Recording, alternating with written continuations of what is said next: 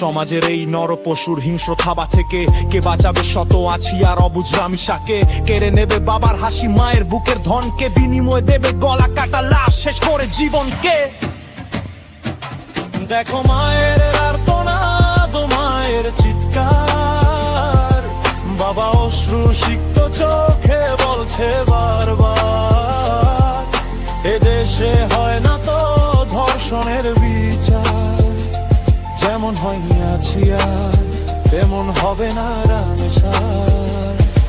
দেখো মায়ের